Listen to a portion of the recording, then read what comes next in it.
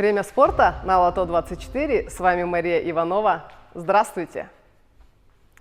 На предстоящем Кубке Азии сборной Кыргызстана по футболу достались сильные соперники. Учитывая это, команда постарается максимально подготовиться к играм. Об этом на своей первой пресс-конференции в Бишкеке сообщил главный тренер национальной сборной Штефан Таркович. Кыргызский футбольный союз подписал контракт на 1 год с новым главным тренером национальной сборной по футболу Штефаном Тарковичем. Срок соглашения рассчитан до 30 июня 2024 года. Словацкому футболисту и тренеру 50 лет. Прежде он возглавлял сборную Словакии. На посту главного тренера Штефан Таркович добился выхода сборной на чемпионат Европы 2020 года. В июне 2022 года исполнительный комитет Словацкого футбольного союза уволил его с поста. Причиной увольнения стали неудовлетворительные результаты сборной. В частности, за поражение от Казахстана в Лиге наций. Также в ходе пресс-конференции Таркович прокомментировал возвращение в команду от Антона Землянухина и Азамата Байматова. В его понимании в команде нет людей, которые были бы больше, чем сама команда. Роль тренера – изучить и привлечь самых полезных и качественных игроков. В защите нужны высокие, атлетически сложенные футболисты. По оценкам Штефана, Азамат Байматов отлично подходит на эту позицию. Не стоит забывать, что есть и другие отличные защитники – Валерий Кичин, Айзар Акматов, Тамерлан Козубаев, Христиан Браузман. Но Валерий Кичин, к сожалению, не сможет нам помочь в игре с Афганистаном. И мне было важно выставить команду, которая сможет выступить на Кубке Азии, сказал Таркович. Президент Кыргызского футбольного союза Медер Сыдыков рассказал, при каких условиях контракт с главным тренером сборной Кыргызстана Штефаном Тарковичем может быть продлен. У нас есть уже путевка в финальный этап Кубка Азии. Мы должны там достойно выступить. Турнир должен был пройти в 2023 году, но его передвинули на начало 2024. В ноябре стартует отборочный этап чемпионата мира 2026 года. Наша цель по итогам 6 игр выйти в следующий этап отбора на чемпионат мира. 2 игры в ноябре этого года, по 2 игры в марте и июне 2024. Решение о том, будем ли мы сотрудничать с этим тренером, будет приниматься по итогам этих 6 игр. Это главная причина. Если мы пройдем в следующий этап отбора, то контракт будет продлен, сказал президент Кыргызского футбольного союза Медер Сыдыков. Кыргызстанец Нурлан Ширгалиев выиграл чемпионат мира по шахматам среди любителей, который прошел в Греции. Об этом на странице в Инстаграм сообщил он сам. Уровень чемпионата – это мастера спорта и международники. В турнире приняли участие 168 спортсменов из более 20 стран. Нурлан Ширгалиев был единственным представителем из Центральной Азии. Кыргызстанец набрал 8 очков из 9 возможных. Серебро завоевал спортсмен из Франции, бронзу – представитель из Бельгии. Сборная Кыргызстана по PUBG пробилась на чемпионат мира. Киберспортсмены из Кыргызстана стали чемпионами Центральной Азии на турнире IESF RQ23 Central Asia International eSports Federation Regional Qualifiers 2023. В дисциплине PUBG Mobile кыргызстанцы обеспечили себе прямое участие на чемпионате мира, который пройдет в Румынии в августе этого года. Призовой фонд чемпионата мира составляет $100 000. В составе сборной Кыргызстана по PUBG Mobile Дияр Осмонов, Байтур Курманбеков, Бекнияз Рысалиев, Антон Генцельман, Азат Турсакунов. Также еще 2 команды из Кыргызстана стали чемпионами Центральной Азии по дисциплине Counter-Strike Global Offensive и Dota 2. Эти победы позволяют нашим командам по дисциплинам CSGO и Dota 2 представить наш регион на престижном этапе азиатских игр в Саудовской Аравии, которые проходят в рамках предстоящего чемпионата мира, отметили в Федерации киберспорта Кыргызской Республики. Сборная Кыргызстана по борьбе «Алыш» завоевала 18 медалей на чемпионате Азии, который прошел с 23 по 24 мая в узбекистанском городе Джизак. Всего в копилке сборной Кыргызстана 18 медалей, 9 золотых, 4 серебряных и 5 бронзовых, а также 2-е место в общекомандном зачете. Вольный стиль – 11 медалей. Среди женщин золото у Азими Камчибековой и Нагиры Сарбашевой, серебро у Эльзы Абдыкадыровой и Мырзаим Шайбековой. Бронзу завоевала Аяна Расулбекова. Среди мужчин золото у Азизхана Мусабекулу, серебро у Ширнияза Айбекулу и Ирлана Казбекулу. Бронзовые награды у Баямана Абидинова, Ширинбека Аалы-Улу и Бахтияра Мирлан-Улу. В классическом стиле 7 медалей. Среди женщин золото у Эльзады Мамунджановой и Айджан Анарбековой. Бронза у Бигаим Акбалаевой. Среди мужчин золото у Романа Сапарова, Марлена Абдурасулова, Эльдияра Сексинбаева и Нурсултана Бочонова.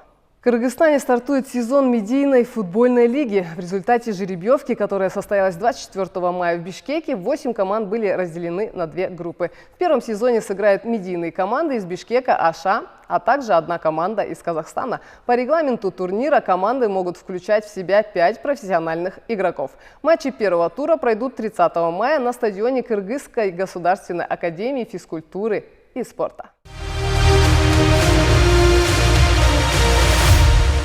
Спортсмен из Кыргызстана Азат Бакиров принял участие в ряде турниров по грэпплингу и джиу-джитсу в США и завоевал призовые места. Отмечу, что наш прославленный единоборец выступал среди здоровых атлетов. 1 апреля он принял участие в чемпионате по грэпплингу Нью-Джерси Опен в весовой категории 155 фунтов и занял 2 место, а в абсолютной весовой категории стал 3-м. 22 апреля Азат Бакиров выступил на чемпионате по грэпплингу Филадельфия Опен в весовой категории 155 фунтов. В абсолюте он занял 3-е места.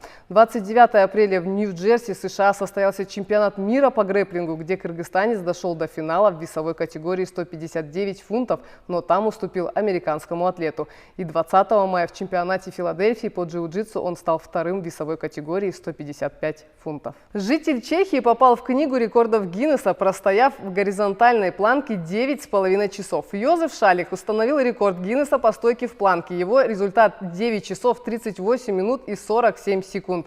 На видео видно, что во время выполнения статического упражнения спортсмен улыбается и разговаривает со зрителями. Ранее рекордсменом в этой дисциплине был австралиец Даниэль Скали, чье время на 8 минут меньше времени чеха. В свободное время Шалик работает педагогом и тренером по личностному развитию. Мужчина рассказал, что установил рекорд всего через 5 лет после того, как он решил изменить свою жизнь.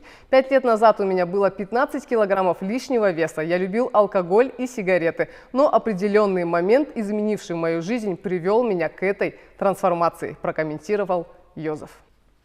В Бишкеке 27-28 мая состоялся очередной турнир по мини-футболу «Мурас» с участием президента Садыра Джапарова. 4-й по счету турнир проходил на полях Кыргызского футбольного союза, а также на площадках Дворца спорта и ФОК в Арча-Бишкеке. В нем приняли участие 16 команд из разных сфер общества. Бронзовым призером дружественного футбольного турнира «Мурас» стала команда администрации президента. Сотрудники администрации обыграли команду представителей правоохранительных органов Коопсуздук со счетом 7-3. В финале же встретились команды представителей здравоохранения Денсолук и спортивных федераций страны Спорттук Федерация Алар. Основное время матча закончилось ничьей 1-1, а уже в серии пенальти победила команда Денсолук 4-1. Победителей и призеров наградили денежными сертификатами, медалями, дипломами, а чемпионам вручили кубок. Садыр Джапаров стал лучшим бомбардиром турнира. Мына бүгін 16 команда қатысып атат екен. Арауызға құрылтайчылар да қосылып тұр. Этот турнир «Мурас» проводится в 4-й раз. Мы не просто так проводим это мероприятие. К нам присоединились новые команды. Значит, интерес огромен. Таким путем стараемся пропагандировать спорт.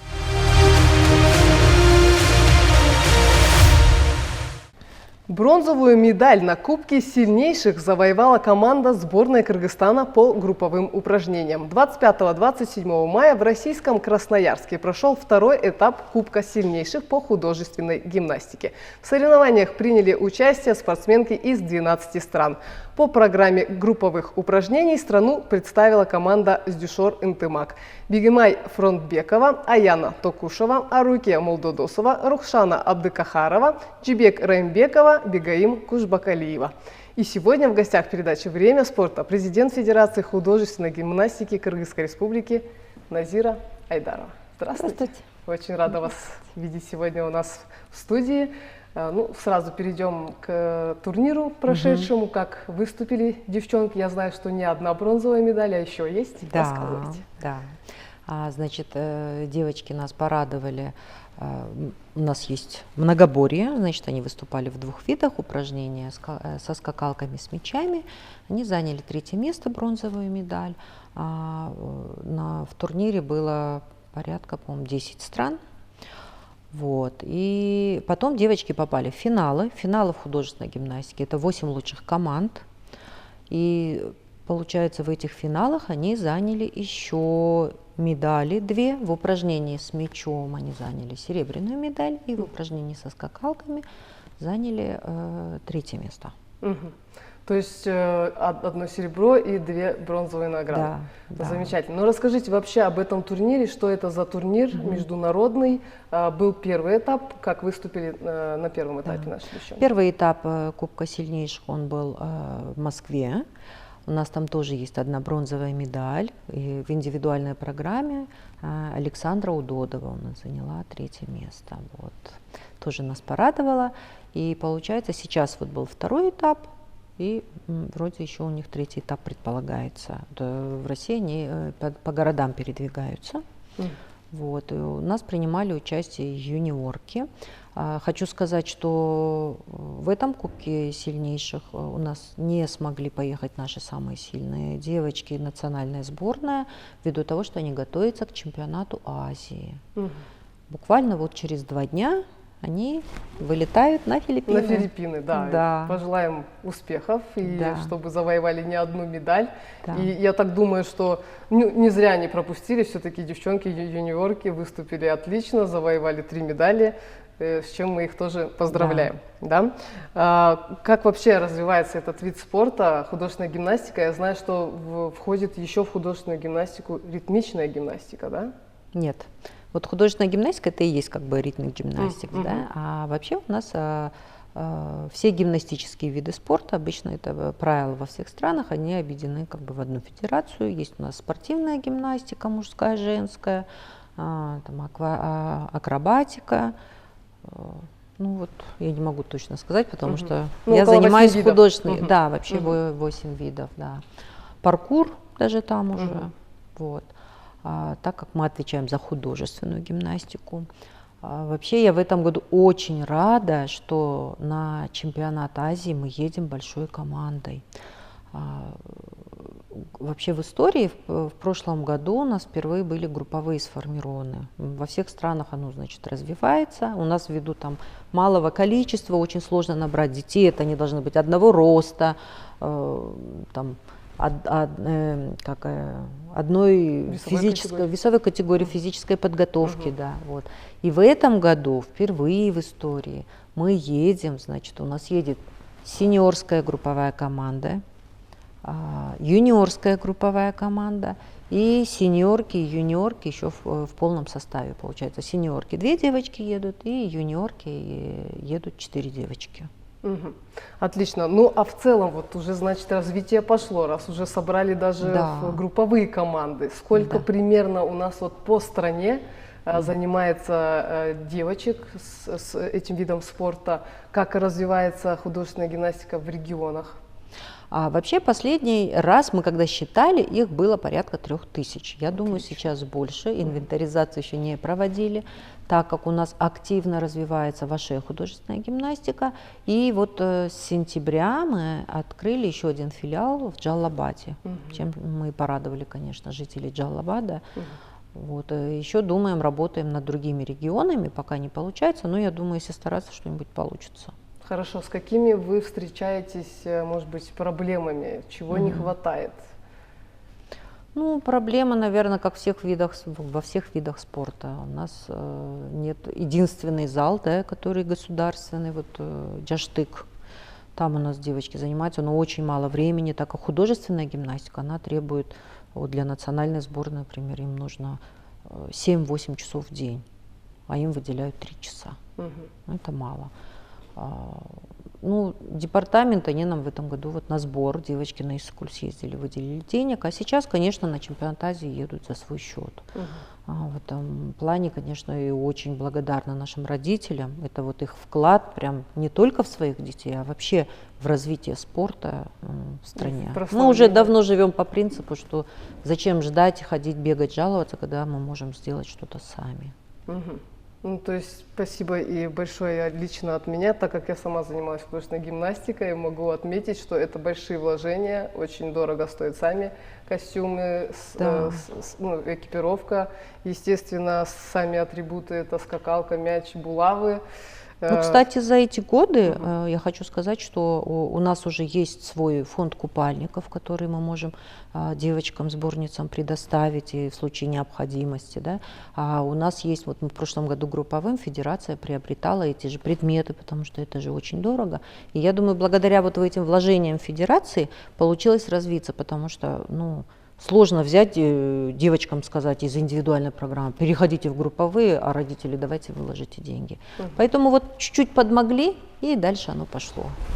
Ну, отлично, замечательно. Какие старты еще помимо чемпионата Азии ожидают фанатов художественной гимнастики? Так, в начале июля будет второй чемпионат мира среди юниоров. Он будет проходить в Румынии.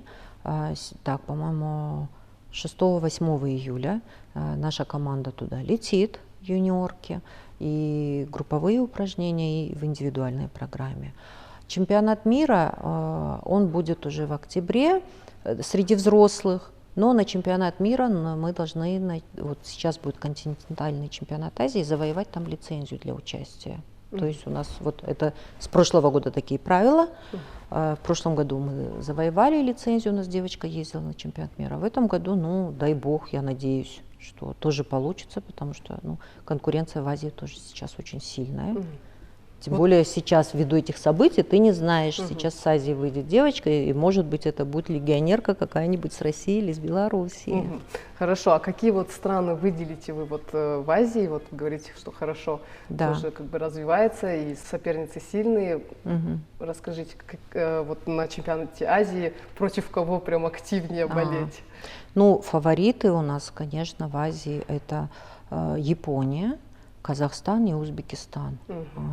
На данный момент вот Казахстан и Узбекистан, у них есть девочки, которые они уже, ну, на кубках мира, у них есть медали. Там, ну, сильные девочки. Это вот сильная, хорошая конкуренция, куда нужно тянуться. Хорошо.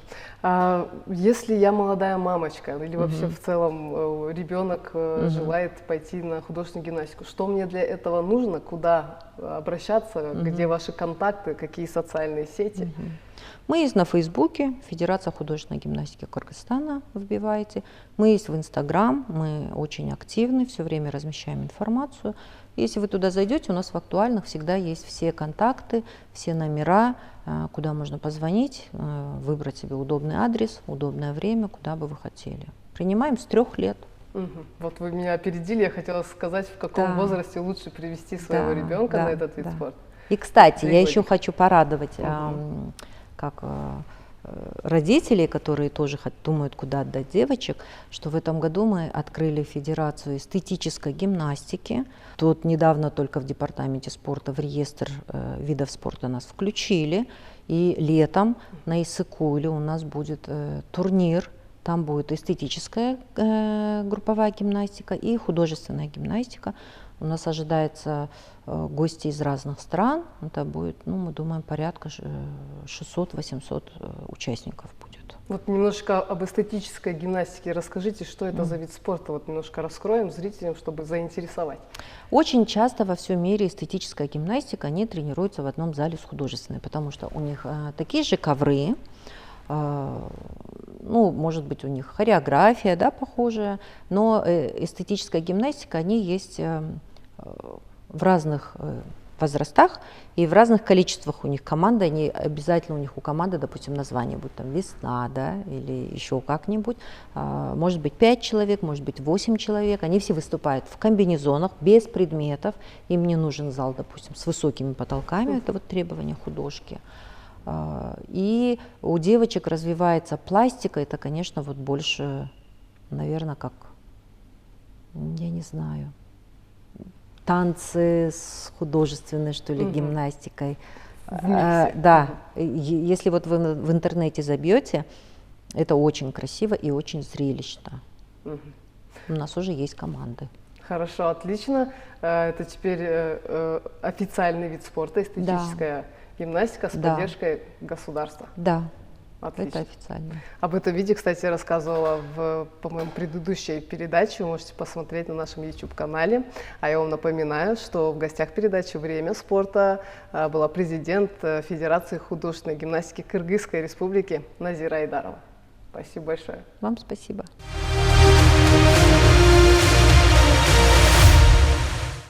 Это были главные спортивные новости. Занимайтесь спортом, держите себя в тонусе и смотрите передачу «Время спорта». До новых встреч!